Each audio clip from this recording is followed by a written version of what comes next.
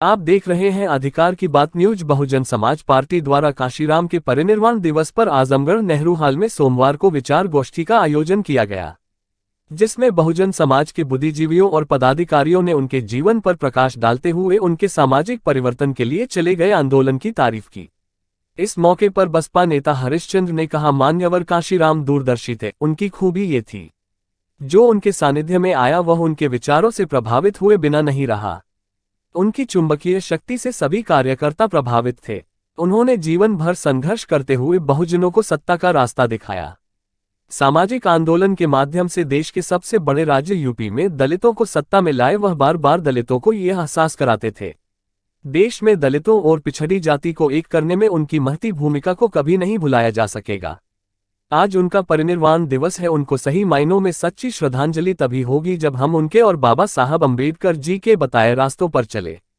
और कहा कि जिस तरह बसपा को भाजपा बी टीम बताते हैं, जो ये सरेसर गलत है, बल्कि सपा भाजपा की पूरक पार्टी है। जब जब भाजपा सत्ता में आई है तब तक सपा मजबूत हुई है, और अगर भाजपा को सत्ता से दूर अगर कोई पार्टी की है तो वह बसपा ही की है। आज हम सभी लोग बहुजन समाज पार्टी के लोग माननीय बहन जी के निर्देश पर मंडल स्तरीय कार्यक्रम जो हुआ है, तो आजमगढ़ मंडल के सभी पदाधिकारी, बूथ के पदाधिकारी, जो भी सम्मानित जनता आई थी, सभी लोगों ने मिलकर के एक संकल्प लिया है कि आने वाले समय में जो मान्यवर कांशीराम साहब ने सपना देखा था, जो बाबा साहब डॉक्टर अम्बेडकर ने 24 सितंबर 1932 को देश के सभी लोगों को बालिग मताधिकार देने का काम किया था, जिसकी कीमत खास करके दबे कुचले समाज के लोग, पिछड़े समाज के लोग, माइनॉरिटी समाज के लोग, जिनको 6743 जातियों में बांटा गया था, जो नहीं जानते थे उस वोट की कीमत को, कांशीराम साहब ने पूरे देश में घूम घूम करके, साइकिल चला करके, पैदल चल करके लोगों को जगाने का काम किया, उसकी वोट की कीमत को बताने का काम किया। और साथ ही साथ वोट की कीमत के साथ साथ उन माननीय कांशीराम साहब ने अपने पैरों पर खड़ा करने का प्रयास किया, हम सबको स्वाभिमान सम्मान से जीने का अधिकार दिलाने का प्रयास किया। आज हम सभी लोग उनके न रहने के बाद उनकी 17वीं पुण्यतिथि के अवसर पर इस बात का संकल्प लिए हैं कि जो कांशीराम साहब ने सपना देखा था कि बाबा साहब डॉक्टर अम्बेडकर के दिए हुए अधिकार को, वोट के अधिकार के प्रयोग से हम लोग देश की सत्ता पे हम बहुजन समाज के लोगों को कब्जा दिलाएंगे। तो माननीय कांशीराम साहब का जो सपना अभी अधूरा रह गया है, हम सभी लोग आज संकल्प लिए हैं कि आने वाले 2024 के चुनाव में हम सभी लोग माननीय कांशीराम साहब को सच्ची श्रद्धांजलि देने के लिए बहन जी को देश का प्रधानमंत्री बनाने का काम करेंगे। सपा अध्यक्ष अखिलेश यादव कहते हैं कि जो बीजेपी के साथ है उसे हम इंडिया गठबंधन में नहीं लेंगे। कहीं न कहीं खास करके जो उनका इशारा बीएसपी की तरफ है, मैं तो याद दिलाना चाहता हूँ अखिलेश यादव जी को, जिन्होंने, जिस पार्टी के लोगों ने भी आज ढोंग करके कांशीराम साहब को याद किया है, बाबा साहब डॉक्टर अम्बेडकर के नाम से वाहिनी बनाया है। निश्चित रूप से आपको मैं याद दिलाता हूँ, जब माननीय बहन जी ने अपने महापुरुषों के सम्मान में जिला बनाया था, तो माननीय बहन जी ने कासगंज को भी मान्यवर कांशीराम साहब के नाम से जिला बनाने का काम किया था। और वही अखिलेश यादव जी हैं जो अपने मुख्यमंत्रित्व काल में मान्यवर कांशीराम साहब के जिले का नाम बदल करके फिर कासगंज करते हैं।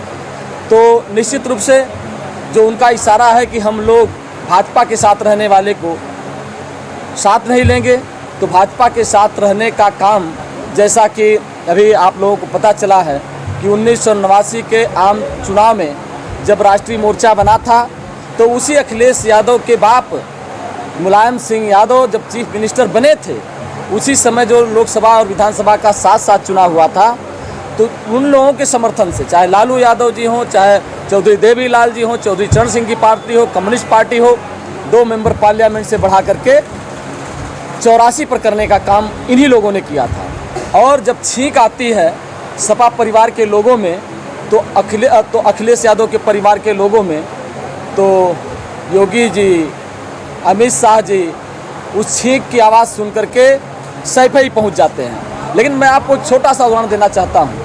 माननीय बहन जी ने अपने भतीजे आकाश आनंद जी की शादी किया, और मैं दावे के साथ कह रहा हूँ कि बहुजन समाज के लोगों का सम्मान बढ़ाते हुए, हम सबके गर्व को बढ़ाते हुए माननीय बहन जी ने किसी भी पार्टी को निमंत्रण तक नहीं दिया।